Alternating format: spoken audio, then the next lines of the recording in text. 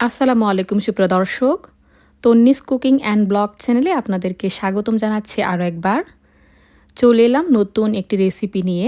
আজকে আমি আপনাদেরকে দেখাবো খাসির মগজ কিভাবে খুব সহজে পরিষ্কার করতে পারবেন এবং কোন উপায়ে রান্না করলে খাসির মগজ সবচাইতে বেশি ভালো হয় খেতে, সেই রেসিপিটি। সামনে কোরবানির ঈদ আসছে। এই রেসিপি ফলো করে যদি একবার বাসায় মগজ ভুনা করে থাকেন তাহলে বুঝবেন এটা আসলে কতটা ভালো হয় খেতে।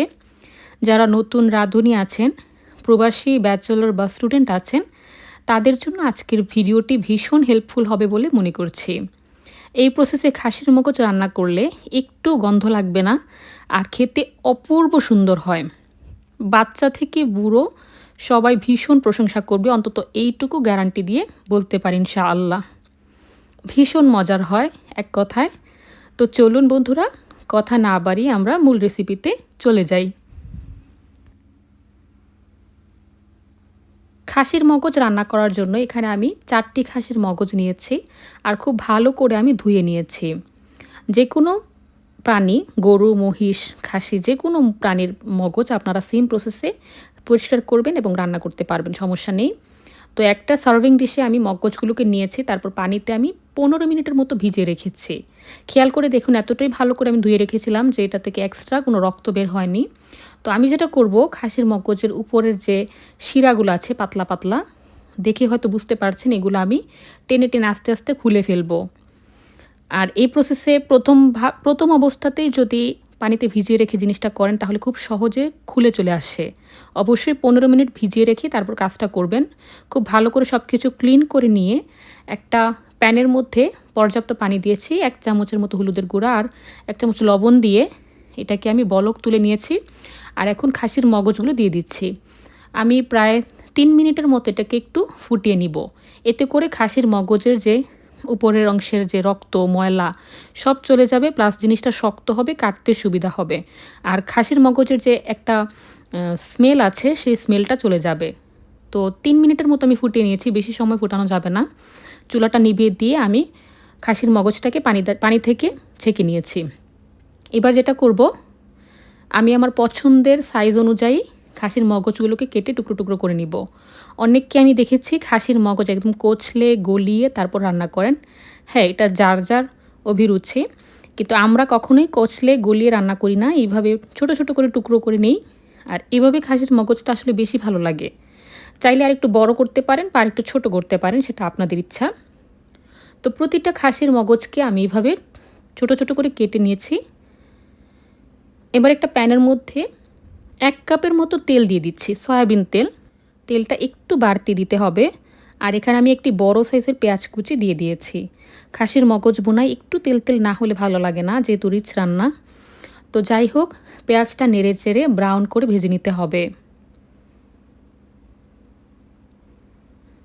এবার এর মধ্যে দিয়ে দিচ্ছি 2টি তেজপাতা, 3টি দারচিনি, 5টির মতো ছোট ছোট সবুজ এলাচ, প্রায় 6-7টির মতো কালো গোলমরিচ, 5টির মতো লবঙ্গ। এবার সব কিছু একসাথে খুব ভালো করে মিক্স করে ভেজে নিচ্ছি পেঁয়াজের সাথেই। পেঁয়াজটা একেবারে ব্রাউন করে ভেজে নিতে হবে।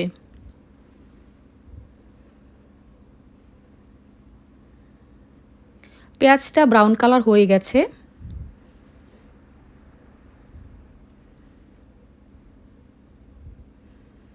তো এবার যেটা করব, এর মধ্যে অল্প পরিমাণে পানি দিয়ে দিচ্ছি যাতে পেঁয়াজটা পুড়ে না যায়। আর এখন আমি এর মধ্যে বাটা মশলা এবং গুঁড়া মশলা অ্যাড করব। দিচ্ছি 1 চামচ আদা বাটা, 1 চামচ রসুন বাটা উঁচু উঁচু করে, 1/2 চামচ হলুদের গুঁড়া, 1/2 চামচ মরিচের গুঁড়া, 1/2 চামচ ধনিয়ার গুঁড়া, 1/2 চামচ জিরার গুঁড়া, ভাজা জিরার গুঁড়া। আর দিচ্ছি 1 চামচের 3 ভাগের 1 ভাগ জায়ফল জয়িত্রীর গুঁড়া। এটা অবশ্যই অ্যাড করার চেষ্টা করবেন। দিচ্ছি 1/2 চামচের মতো গরম মশলার গুঁড়া। দিচ্ছি 1 চামচের মতো লবণ। এবার সব কিছু খুব ভালো করে মিক্স করে কষিয়ে নিচ্ছি। জায়ফল আর জয়িত্রী গুঁড়াটা কিন্তু এখানে স্পেশাল। আর এই জায়ফল জয়িত্রী গুঁড়াটা দেওয়ার কারণে খাসির মগজ ভুনাটা অন্যরকম ফ্লেভারফুল হবে। অবশ্যই চেষ্টা করবেন দিতে। যদি হাতের কাছে না থাকে স্কিপ করতে পারেন, তবে দিলে ভালো হয়। দিয়ে দিচ্ছি 5টির মতো কাঁচা মরিচ, ফ্লেভারের জন্য, ঝালের জন্য না। আর খেয়াল করে দেখুন, তেলটা একদম ভেসে উঠেছে আর মশলাটা একেবারেই কষানো হয়ে গেছে। অবশ্যই এভাবে ভালো করে কষিয়ে নিতে হবে, না হলে মশলার কাঁচা গন্ধ কিন্তু থেকেই যাবে। দিয়ে দিলাম খাসির মগজগুলো এই অবস্থায়। এবার মশলার সাথে খাসির মগজটাকে নেড়েচেড়ে কিছুক্ষণ কষিয়ে নিতে হবে। আর আমি কিন্তু মরিচের গুঁড়াটা কম ব্যবহার করেছি, অনলি হাফ চামচ করে। আপনারা হয়তো খেয়াল করেছেন, আমি 4টি খাসির মগজের জন্য হাফ চামচ করে গুঁড়া মশলা ব্যবহার করেছি, আর আদা রসুন বাটা 1 চামচ করে দিয়েছি। গুঁড়া মশলার পরিমাণটা কম থাকলে খাসির মগজটা বা যে কোনো মগজ রান্নায় ভালো হয় খেতে। চেষ্টা করবেন গুঁড়া মশলার পরিমাণটা যেন কম থাকে। এতে করে রান্না তিতকুটে লাগবে না, আর কালারটাও সুন্দর আসবে। তো এটা খুব ভালো করে কষানো হয়ে গেছে। প্রায় 4-5 মিনিট আমি কষিয়ে নেওয়ার পর এর মধ্যে আমি প্রায় 3 কাপের মতো পানি দিয়ে দিয়েছি। আর এখন নেড়ে চেড়ে আমি খাসির মগজটাকে রান্না করে নিব, একদম ভুনা ভুনা করে নিব। পানিটা শুকানোর আগ পর্যন্ত অপেক্ষা করছি। ঢাকনা দিয়ে এটাকে আমি রান্না করতে থাকবো মিডিয়াম হিটে। ফিরে এলাম কিছুক্ষণ পর। একটু নেড়েচেড়ে নিচ্ছি, দাঁড়িয়ে থেকে রান্নাটি করতে হবে, না হলে যে কোনো সময় নিচে লেগে যেতে পারে। আর যদি একবার নিচে লেগে যায় তাহলে কিন্তু খাসির মগজ থেকে একটা পোড়া পোড়া গন্ধ আসবে, তো রান্নাটা খেতে ভালো লাগবে না। ঢাকনা দিয়ে ঝোলটা একেবারেই শুকিয়ে নিচ্ছি। খেয়াল করে দেখুন বন্ধুরা, ঝোলটা কিন্তু একেবারেই শুকিয়ে গেছে, তেলটা ভেসে উঠেছে, মানে তেলটা বোঝা যাচ্ছে।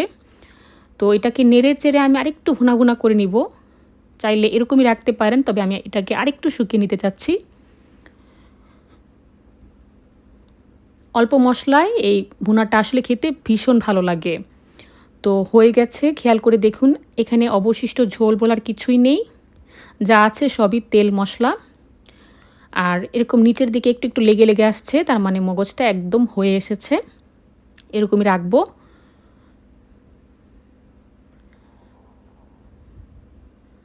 তো আমি গ্যাসের চুলাটা নিভিয়ে দিচ্ছি। চাইলে এই পর্যায়ে ধনেপাতা কুচি ছড়িয়ে দিতে পারেন, তবে আমি দিচ্ছি না, কারণ আমার বাসায় কেউ ধনেপাতা কুচি পছন্দ করে না খাসির মগজে। একটা প্লেটে আমি সার্ভ করে দেখাচ্ছি কীরকম হয়েছে। দেখলেন তো কত সহজে খাসির মগজ ভুনা করে ফেললাম। সেম প্রসেসে বাসায় রান্না করে খেয়ে দেখবেন, আমি কথা দিচ্ছি খুবই ভালো লাগবে ইনশাআল্লাহ। রেসিপিটি ভালো লাগলে বন্ধুরা লাইক, কমেন্ট, শেয়ার এবং সাবস্ক্রাইব করতে ভুলবেন না। যেহেতু আমি একেবারেই নতুন, আমাকে সামনে এগিয়ে যেতে সাহায্য করবেন। রেসিপি ভালো লাগলে কমেন্টে জানাতে ভুলবেন না। তো যাই হোক, ভালো থাকবেন, সুস্থ থাকবেন। আমি খেতে খেতে বিদায় নিচ্ছি। মগজ আমার খুবই পছন্দের একটা খাবার। সেটা যে কোনো খাসি বলুন, গরু বলুন বা মহিষ, যাই বলুন, মগজ কিন্তু আমার খুবই প্রিয়। আর আমার মনে হয় বেশিরভাগ মানুষেরই এই মগজটা খুবই পছন্দের। প্লেটের মধ্যে ভাত নিয়েছি, 1 টুকরো লেবু আর কাঁচামরিচ, সাথে মগজ ভুনা। আহাহা! গরম ভাতের সাথে খেতে কী যে ভালো লাগে। খেতে খেতে বিদায় নিচ্ছি আমি। ভীষণ মজা হয়েছে, এভাবে করে খেয়ে দেখবেন, কথা দিচ্ছি ভালো লাগবে। ভালো থাকুন, সুস্থ থাকুন। ধন্যবাদ। আসসালামু আলাইকুম।